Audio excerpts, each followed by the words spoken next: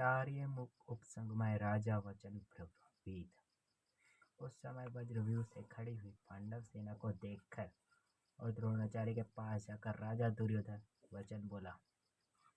व्याख्या। तदा जिस समय दोनों सेनाएं युद्ध के लिए खड़ी हुई थी उस समय की बात संजय यहाँ तदा पद से कहते हैं। कारण कि धृतराष्ट्र का प्रश्न युद्ध की इच्छा वाले मेरे और पांडु पुत्रों के पुत्रों ने किया इस विषय को सुनने के लिए ही है। दृष्टवा तो पांडवनिकम व्यूढ़म। पांडवों की वज्रव्यूह से खड़ी सेना को देखने का तात्पर्य है कि पांडवों की सेना बड़ी ही सुचारू रूप से और एक ही भाव से खड़ी थी, अर्थात उनके सैनिकों में दो भाव नहीं थे, मतभेद नहीं था। उनके पक्ष में धर्म और भगवान श्री कृष्ण थे। जिसके पक्ष में धर्म और भगवान होते हैं उसका दूसरों पर बड़ा असर पड़ता है। इसलिए संख्या में कम होने पर भी पांडवों की सेना का तेज प्रभाव था और उसको दूसरों पर बड़ा असर पड़ता था। अतः पांडव सेना का दुर्योधन पर भी बड़ा असर पड़ा, जिससे वह द्रोणाचार्य के पास जाकर नीति युक्त गंभीर वचन बोलता है। राजा दुर्योधन को राजा कहने का तात्पर्य है कि धृतराष्ट्र का सबसे अधिक अपनापन दुर्योधन में ही था। परंपरा की दृष्टि से भी युवराज दुर्योधन ही था। राज्य के सब कार्यों की देखभाल दुर्योधन ही करता था। धृतराष्ट्र तो नाम मात्र के राजा थे। युद्ध होने में भी मुख्य हेतु दुर्योधन ही था।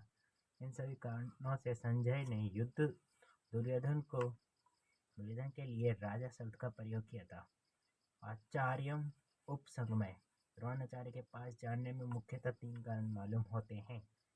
पहला, अपना स्वार्थ सिद्ध करने के लिए, अर्थात द्रोणाचार्य के भीतर पांडवों के प्रति द्वेष पैदा करके उनके अपने पक्ष में विशेषता से करने के लिए दुर्योधन द्रोणाचार्य के पास गया। दूसरा, व्यवहार गुरु के नाते आदर देने के लिए भी द्रोणाचार्य के पास जाना उचित था। तीसरा, मुख्य व्यक्ति का सेना में यथास्थान खड़े रहना बहुत आवश्यक होता है, अन्यथा व्यवस्था बिगड़ जाती है। इसलिए दुर्योधन का द्रोणाचार्य के पास खुद जाना उचित ही था। यहाँ शंका हो सकती है कि दुर्योधन तो पितामह भीष्म के पास जाना चाहिए था, जो कि सेनापति थे, पर दुर्योधन गुरु द्रोणाचार्य के पास ही क्यों गया? इसका समाधान यह है कि द्रोण और भीष्म दोनों उभय पक्षपाती थे, अर्थात वे कौरव और पांडव दोनों का ही पक्ष रखते थे। उन दोनों में भी द्रोणाचार्य को ज्यादा राजी करना था, क्योंकि दुर्योधन के पास साथ दुर्योधन का गुरु के नाते तो स्नेह था, पर कुटुंब के नाते स्नेह नहीं था, और अर्जुन पर द्रोणाचार्य की विशेष कृपा थी। अतः उनको राजी करने के लिए दुर्योधन उनके पास जाना ही उचित था। व्यवहार में भी यह देखा जाता है कि जिसके पास साथ स्नेह नहीं है उससे अपना स्वार्थ सिद्ध करने के लिए मनुष्य उसको ज्यादा आधा देकर राजी करता है।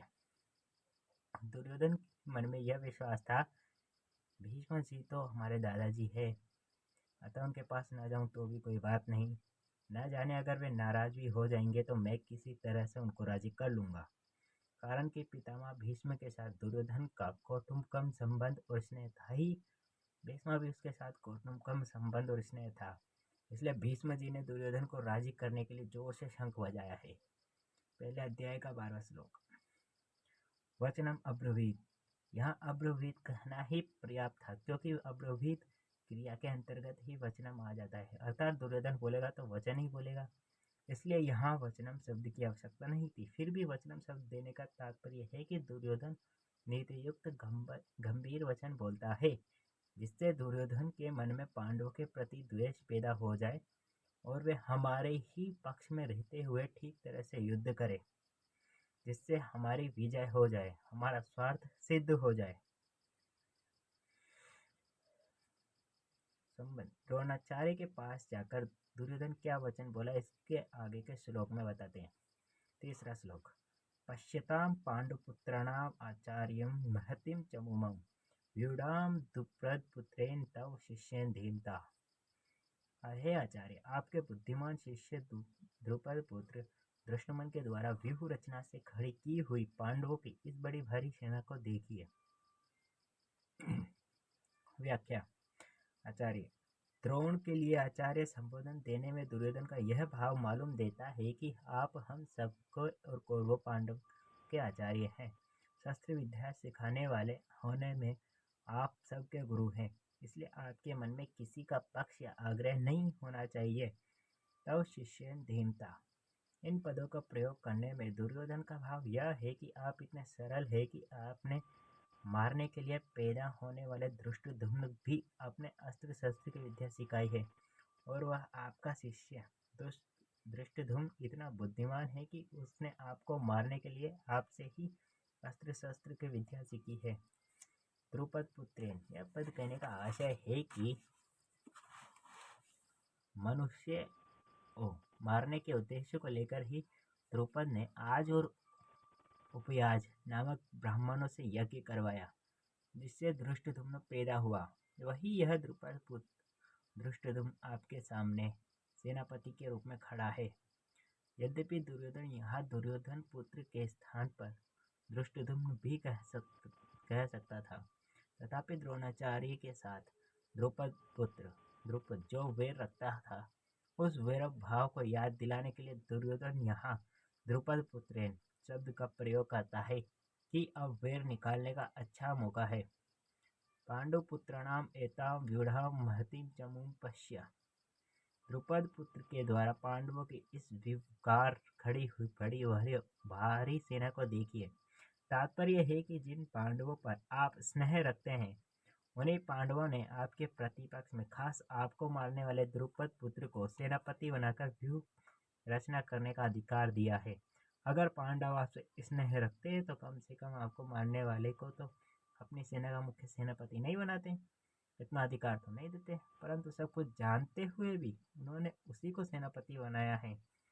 यद्यपि कौरवों की अपेक्षा पांडवों की सेना संख्या में कम थी, अर्थात कौरवों की सेना 11 अक्षौहिणी सेना और पांडवों की सेना 7 अक्षौहिणी सेना। मैं आपको याद दिला दूं कि एक अक्षौहिणी सेना में 21,870 रथ होते हैं और 21,870 हाथी होते हैं, 65,610 घोड़े होते हैं और 1,09,350 पैदल सैनिक होते हैं। पांडवों की सेना ऐसे ढंग से विकार खड़ी हुई थी जिससे दुर्योधन को थोड़ी सेना में भी बहुत बड़ी दिख रही थी। दूसरा, पांडव सेना के सब योद्धा एक मत के थे। इस एकता के कारण पांडवों की थोड़ी सेना भी बल में उत्साह में बड़ी मालूम दे रही थी। ऐसी सेना को दिखाकर दुर्योधन द्रोणाचार्य से यह कहना चाहता है कि युद्ध करते समय आप इसमें सेना की सामान्य और छोटी न समझे, आप विशेष बल लगाकर सावधानी से युद्ध करें। पांडवों का सेनापति है तो आपका शिष्य द्रुपद पुत्र ही, अतः उस पर विजय करना आपके लिए कौन सी बड़ी बात है। एताम पश्य कहने का तात्पर्य है कि यह पांडव सेना युद्ध के लिए तैयार होकर सामने खड़ी है, अतः हम लोग इस सेना पर किस तरह से विजय कर सकते हैं, इस विषय में आपको जल्दी से जल्दी निर्णय लेना चाहिए। चौथा, पांचवा, छठा श्लोक। द्रोणाचार्य से पांडवों की सेना देखने के लिए प्रार्थना करके अब दुर्योधन उन्हें पांडव सेना के महारथियों को दिखाता है। अत्र शूरा महेश्वासा भीष्म भीमा अर्जुन समायुधि युयुधानो विराटश्च द्रुपदश्च महारथ। पांचवा श्लोक। दृष्टिकेतुश्च केतिनानां काशीराजश्च वीर्यवान् पुरुजित् कुन्तिभोजश्च सेव्यश्च नरपुंगवः। छठा श्लोक। युधामनुश्च विक्रांतोत्तमौजाश्च वीर्यवान् सौभद्रो द्रौपदेयश्च सर्व एव महारथाः। चौथे श्लोक का अर्थ। अतः यहाँ मतलब पांडवों की सेना में बड़े बड़े शूरवीर है, बहुत बड़े बड़े धनुष है तथा युद्ध में भीम और अर्जुन के समान है। युयुधान यानी युयुधान जो कि सात्विकी है। राजा विराट और महारथी द्रुपद भी है, धृष्टकेतु और चेकितान तथा पराक्रमी राजा काशीराज भी है, पुरजित और कुंती भोज दोनों भाई भी हैं तथा मनुष्यों में श्रेष्ठ शेप भी है, पराक्रमी युधामन्यु और पराक्रमी उत्तमौजा भी है, सुभद्रा पुत्र अभिमन्यु और द्रौपदी के 5 पुत्र भी है। ये सब के सब महारथी है। व्याख्या। अत्र सूरा महेश तथा भीमा अर्जुन समायुधि। मतलब है जिनसे बाण चलाए जाते हैं या फेंके जाते हैं उनका नाम ईश्वास अर्थात धनुष है। ऐसे बड़े बड़े ईश्वास यानी कि धनुष जिनके पास है वे सभी महेश्वास है। तात्पर्य है कि बड़े बड़े धनुषों पर बाण चढ़ाने एवं प्रत्यंचा खींचने में बहुत बल लगता है। जोर से खींचकर छोड़ा गया बाण विशेष मार करता है। ऐसे बड़े बड़े धनुष पास में होने के कारण ये सभी बहुत बलवान और शूरवीर है। यह मामूली योद्धा नहीं है। युद्ध में यह भीम और अर्जुन के समान है, अर्थात बल में यह भीम के समान और अस्त्र शस्त्रों की कला में यह अर्जुन के समान है। युयुधान युयुधान जो कि सात्विकी की नाम है उनका, उन्होंने अर्जुन से अस्त्र शस्त्र की विद्या सीखी थी। इसलिए भगवान श्री कृष्ण के द्वारा दुर्योधन को नारायणी सेना देने पर भी वह कृतज्ञ होकर अर्जुन के पक्ष में ही रहा, दुर्योधन के पक्ष में नहीं गया। दुर्योधन के मन में अर्जुन के प्रति द्वेष भाव पैदा करने के लिए दुर्योधन महारथियों में सबसे पहले अर्जुन के शिष्य युयुधान का नाम लेता है। तात्पर्य है कि इस अर्जुन को तो देखिए कि इसने आपसे ही अस्त्र शस्त्र चलाना सीखा है और आपने अर्जुन को यह वरदान भी दिया है कि संसार में तुम्हारे समान और कोई धनुर्धर ना हो, ऐसा प्रयत्न करूंगा। इस तरह आपने तो अपने शिष्य अर्जुन पर इतना स्नेह रखा है, पर वह कृतज्ञ होकर आपके विषय में लड़ने के लिए खड़ा है, जबकि अर्जुन का शिष्य युयुधान उसी के पक्ष में खड़ा है। युयुधान महाभारत के युद्ध में न मरकर यादवों के आपसी युद्ध में मारे गए थे, विराटाश्च, जिसके कारण हमारे पक्ष का वीर सुशर्मा अपमानित किया गया। आपको सम्मोहन सहित अस्त्र शस्त्र मोहित होना पड़ा और हम लोगों को भी जिसकी गाय छोड़कर युद्ध से भागना पड़ा, वह राजा विराट आपके प्रतिपक्ष में खड़ा है। राजा विराट के साथ द्रोणाचार्य का ऐसा कोई भेदभाव या द्वेष भाव नहीं था, परंतु दुर्योधन यह समझता है कि अगर युयुधान के बाद मैं द्रुपद का नाम लूं तो द्रोणाचार्य के मन में यह भाव आ सकता है कि दुर्योधन पांडवों के विरोध में मेरे को उकसाकर युद्ध के लिए विशेषता से प्रेरणा कर रहा है तथा मेरे मन में पांडवों के प्रति वैर भाव पैदा कर रहा है। इसलिए दुर्योधन द्रुपद के नाम से पहले विराट का नाम लेता है, जिससे दुर्योधन द्रोणाचार्य मेरी चालाकी ना समझ सके और विशेषता से युद्ध करे।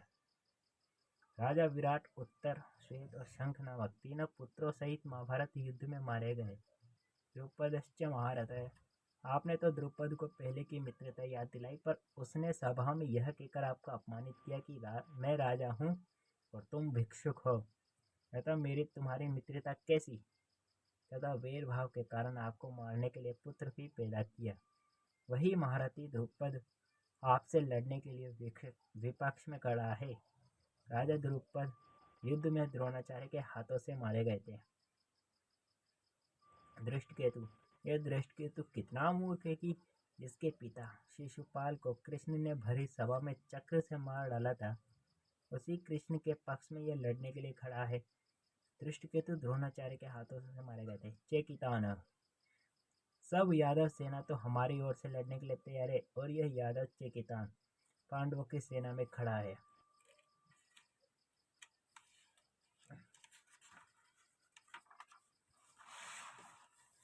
चेकितान दुर्योधन के हाथों से मारे गए थे। काशीराजश्च वीर्यवान, यह काशीराज बड़ा ही शूरवीर और महारथी है, यह भी पांडवों की सेना में खड़ा है।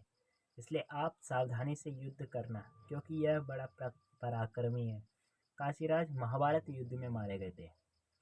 पुरुजित कुंती भोजश्च, यद्यपि पुरुजित और कुंती भोज ये दोनों कुंती के भाई होने से हमारे और पांडवों के मामा हैं, तथापि इनके मन में पक्षपात होने के कारण यह हमारे विपक्ष में युद्ध करने के लिए खड़े हैं। पुरजीत और कुंती भोज दोनों ही युद्ध में द्रोणाचार्य के हाथ से मारे गए थे। सेवश्च नरपुंगवा, यह सेव्य युधिष्ठिर का ससुर है। यह मनुष्य में श्रेष्ठ और बहुत बलवान है। परिवार के नाते यह हमारा भी संबंधी है, परंतु यह पांडवों के ही पक्ष में खड़ा है। विदामनुश्च विक्रांत उत्तमौजाश्च वीर्यवान, पांचाल देश के बड़े बलवान और वीर योद्धा युधामन्यु तथा उत्तमौजा मेरे बेरी अर्जुन रथ के पहियों की रक्षा में नियुक्त किए गए हैं। आप इनकी ओर भी नजर रखना। रात में सोते समय इन दोनों को अश्वत्थामा ने मार डाला था। सौभद्र, यह कृष्ण की बहन सुभद्रा का पुत्र अभिमन्यु है। यह बहुत शूरवीर है। इसने गर्भ में ही चक्रव्यूह भेदन की विद्या सीखी है अतः चक्रव्यूह रचना के समय आप इसका ख्याल रखें। युद्ध में दुशासन के पुत्र के द्वारा अन्यायपूर्वक सिर पर गदा का प्रहार करने से अभिमन्यु मारे गए थे। द्रौपदेयाश्च युधिष्ठिर, भीम, अर्जुन, नकुल और सहदेव, इन पांचों के द्वारा द्रौपदी की गर्भ से क्रमशः प्रतिविंध्य, सूतमोष, सूत्रक्रमा, शतानिकी और श्रोतसेन पैदा हुए। इन पांचों को आप देख लीजिए। द्रौपदी ने भरी सभा में मेरी हंसी उड़ाकर मेरे हृदय को जलाया है। उसी के इन पांचों पुत्र युद्ध में मारकर आप उसका बदला चुकाए। रात में सोते हुए इन पांचों को अश्वत्थामा ने मार डाला था। सर्व एवं महारथा, ये सब के सब महारथी है जो शास्त्र और शस्त्र विद्या दोनों में प्रवीण है और युद्ध में अकेले ही एक साथ 10,000 धनुर्धारी योद्धाओं का संचालन कर सकता है। उस वीर पुरुष को महारथी कहते हैं। ऐसे बहुत से महारथी पांडव सेना में खड़े हैं। पहला, द्रोणाचार्य के मन में पांडवों के प्रति द्वेष पैदा करने और युद्ध के लिए जोश दिलाने के लिए दुर्योधन ने पांडव सेना की विशेषता बताई। दुर्योधन के मन में विचार आया कि द्रोणाचार्य पांडवों के पक्षपाती है ही, अतः वे पांडव सेना की महत्ता सुनकर मेरे को यह कह सकते हैं कि जब पांडवों की सेना में इतनी विशेषता है तो उनके साथ तू संधि क्यों नहीं कर लेता। ऐसे विचार आते ही दुर्योधन आगे के 3 श्लोकों में अपनी सेना की विशेषता बताता है। अस्माकं तु विशिष्टा ये तन्निबोध द्विजतम नायकः वं सैन्यस्य संज्ञार्थं ब्रवीमते। हे द्विजोत्तम, हमारे पक्ष में भी जो मुख्य है उन पर ध्यान दीजिए। आपको याद दिलाने के लिए मेरी सेना के नायक है उनको कहता हूँ। अस्माकं तु विशिष्टा ये तन्निबोध द्विजतम, इसकी व्याख्या है। दुर्योधन द्रोणाचार्य से कहते हैं कि हे द्विजश्रेष्ठ, जैसे पांडवों की सेना में श्रेष्ठ महारथी है, ऐसी ही हमारी सेना में भी उनमें से कम विशेषता वाले महारथी नहीं है। प्रत्युत उनकी सेना के महारथियों की अपेक्षा ज़्यादा ही विशेषता रखने वाले हैं। उनको भी आप समझ लीजिए। तीसरे श्लोक में पश्य और यहाँ निबोध क्रिया देने का तात्पर्य है कि पांडवों की सेना तो सामने खड़ी है, इसलिए उसको देखने के लिए दुर्योधन पश्य यानी पीछे देखने का क्रिया का प्रयोग करता है, परंतु अपनी सेना के सामने नहीं।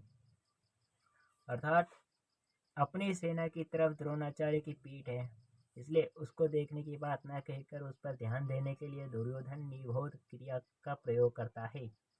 नायका मम सैन्यस्य संज्ञार्थाब्रवीमीते, मेरी सेना में भी जो विशिष्ट सेनापति है, सेना नायक है, महारथी है, मैं उनके नाम केवल आपको याद दिलाने के लिए, आपकी दृष्टि उधर खींचने के लिए ही कह रहा हूँ।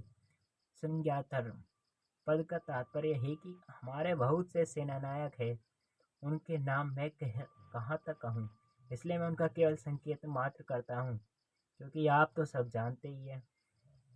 इस श्लोक में दुर्योधन ऐसा भाव प्रतीत होता है कि हमारा पक्ष किसी भी तरह कमजोर नहीं है, परंतु राजनीति के अनुसार शत्रु पक्ष चाहे कितना ही कमजोर हो और अपना पक्ष चाहे कितना ही सबल हो, ऐसी अवस्था में भी शत्रु पक्ष को कमजोर नहीं समझना चाहिए और अपने में उपेक्षा, उदासीनता आदि की भावना किंचित मात्र भी नहीं आने देना चाहिए। इसलिए सावधानी के लिए मैंने उनकी सेना की बात कही और अब सब अपनी सेना की बात कहता हूँ। दूसरा भाव यह है कि पांडव सेना को देखकर दुर्योधन पर बहुत बड़ा प्रभाव पड़ा और उनके मन में कुछ भय भी हुआ, कारण कि संख्या में कम होते हुए भी पांडव सेना के पक्ष में बहुत से धर्मात्मा पुरुष थे और स्वयं भगवान थे। जिस पक्ष में धर्म और भगवान रहते हैं उसका सब पर बड़ा प्रभाव पड़ता है। पापी से पापी, दुष्ट से दुष्ट व्यक्ति पर भी उसका प्रभाव पड़ता है। इतना ही नहीं, पशु, पक्षी, वृक्ष, लता आदि पर भी उसका प्रभाव पड़ता है, कारण कि धर्म और भगवान नित्य है। कितनी ही ऊंची से ऊंची भौतिक शक्ति क्यों ना हो, वह सभी नित्य है। इसलिए दुर्योधन पर पांडव सेना का बड़ा असर पड़ा, परंतु उसके भीतर भौतिक बल का विश्वास मुख्य होने से वह द्रोणाचार्य को विश्वास दिलाने के लिए कहता है कि हमारे पक्ष में जितनी विशेषता है उतनी पांडवों की सेना में नहीं है, अतः हम उन पर सजय ही विजय कर सकते हैं।